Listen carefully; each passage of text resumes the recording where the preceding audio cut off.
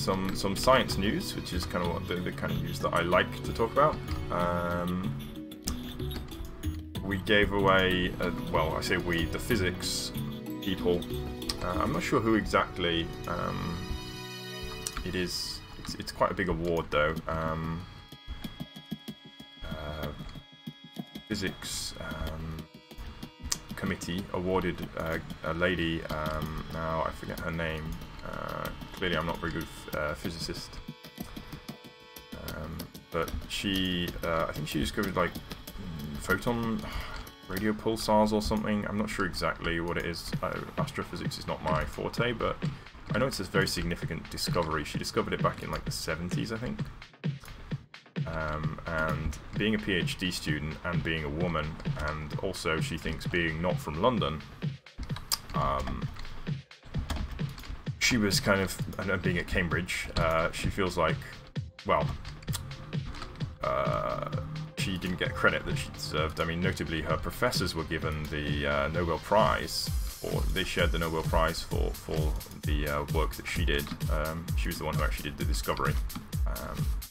She didn't get any recognition, so this prize is to remedy the fact that she hadn't had any recognition for her previous, from basically to resolve the mistake that the Nobel Prize Committee had made. So she was awarded, let me tell you what the name of the prize is. Find that. Belle Burnell is the name of the lady.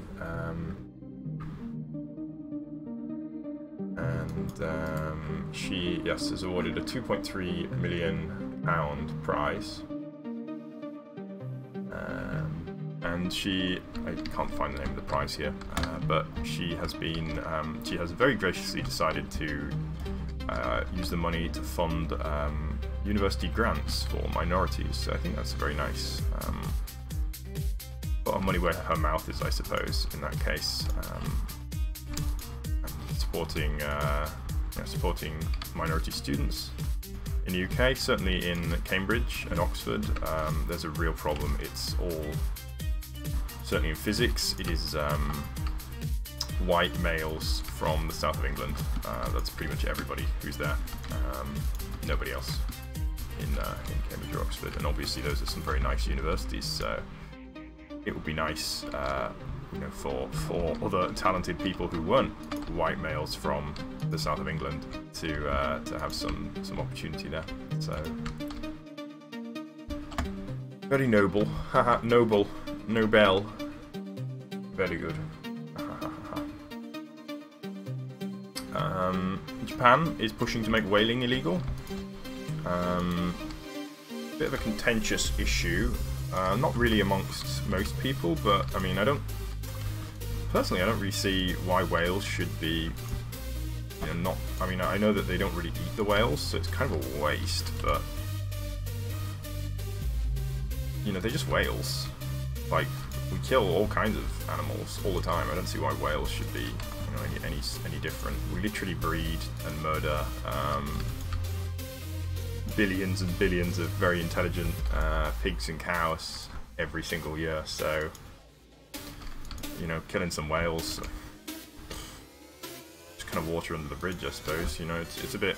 It kind of reminds me a bit of. Does anybody remember the case of Cecil the lion? Now, Cecil the lion was a favourite lion of tourists, and he was killed legally by a dentist, an American dentist who paid to have the right to shoot a lion. And so they shot Cecil, and Cecil died. Our friend the dentist has his life ruined because. Now, I'm not saying that shooting people who like to shoot lions are the greatest people on the planet, but he lost his whole business. Everything he had was lost because of this gigantic media backlash.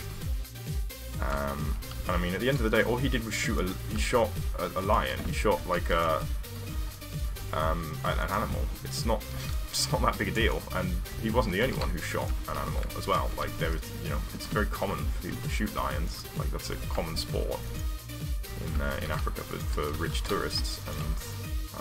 And at the end of the day, it's just a lion. Like, it's not that big a deal. And I think we have you know, there's lots of we extinct like 1,000 species each year. 1,000 species goes extinct each year, but you shoot a lion and that's it. Game over for you. You shoot a lion at the wrong time.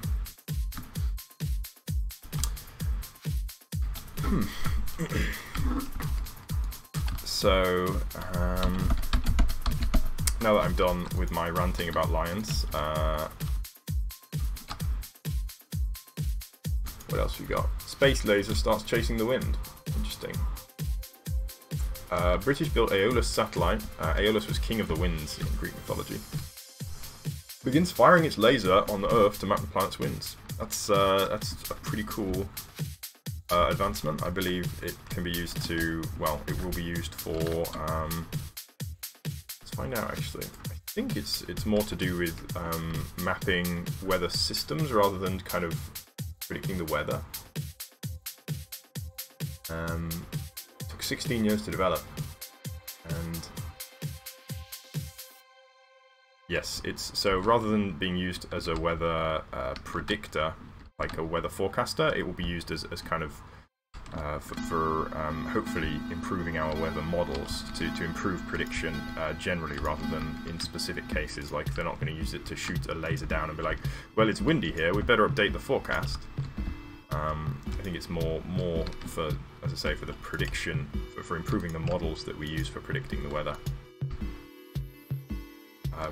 which should be good news for everybody. Ultimately, the weather forecast is notoriously not that good, so there's that.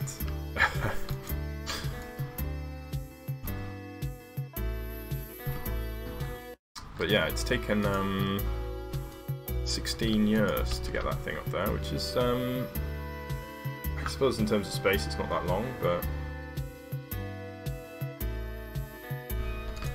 yeah.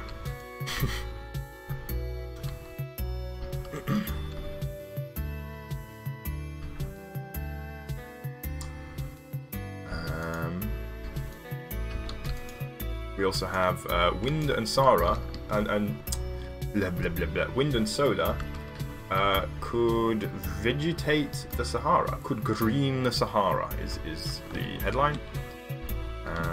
And it's this idea that using wind and solar we could change the ecosystem somehow. I'm not really sure. I don't want to go and read in great detail how that can be done. I would recommend, if you're interested, to check it out.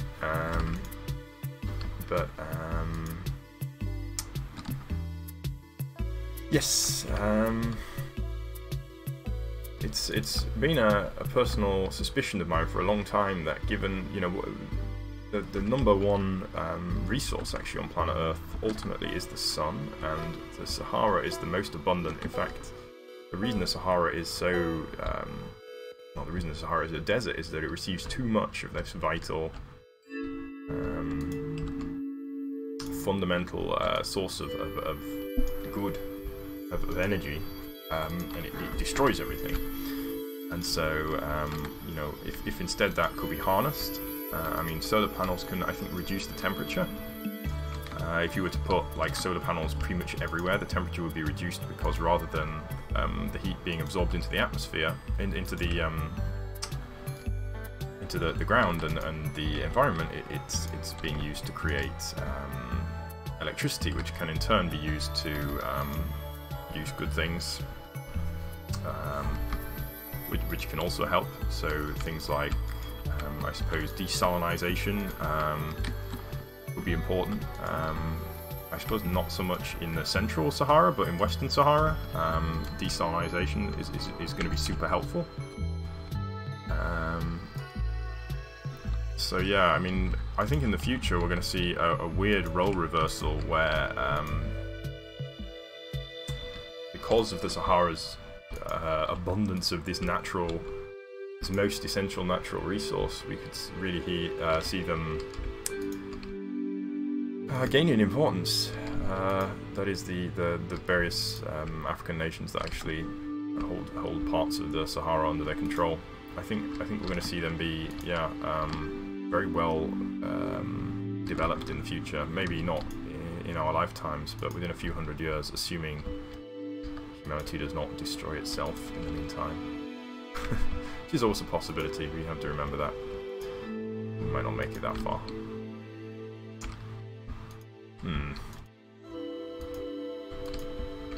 Alrighty, so I've nearly finished this, this first peak, I think. Let's have a look.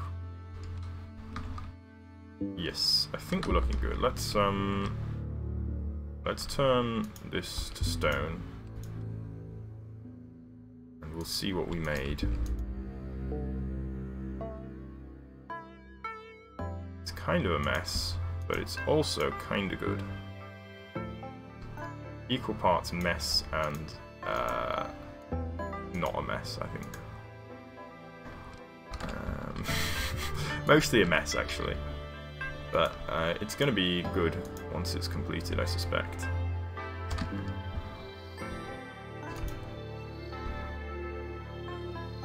And there we go.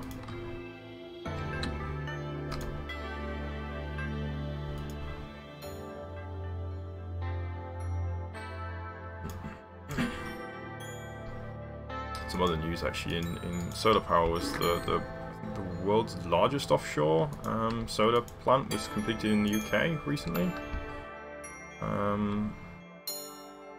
Off in the Irish Sea, I think they've built an absolutely gigantic wind plant, which is cool. Real unresponsive to my commands at the moment, but there we go. We have a naked mountain.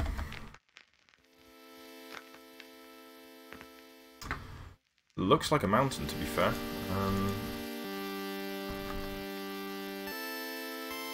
Yeah, it's nothing to sniff at.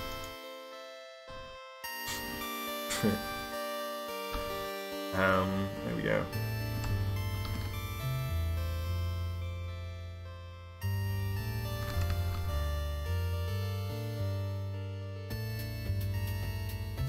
Looks really cool with the different rocks on it, actually, but I mean, most of that's going to be covered, I think.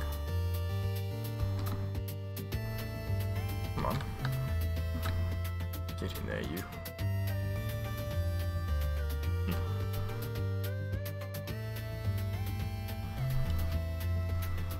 Oh. Alrighty. I don't know why that won't turn colour. Maybe it already has. No, it's definitely still... Whoops. There we go, it's done now.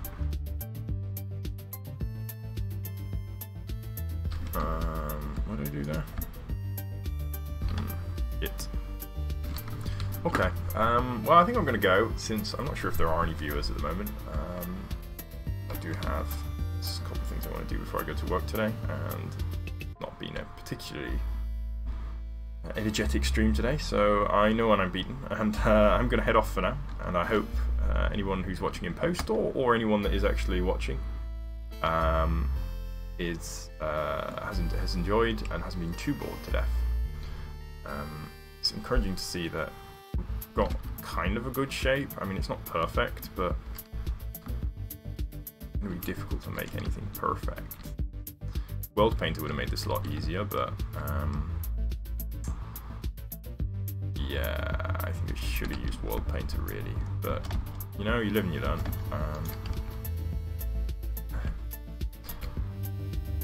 To be fair, World Painter doesn't really make a good time lapse in the same way, so yeah, we'll see. Alrighty, I'm off. Bye bye everybody.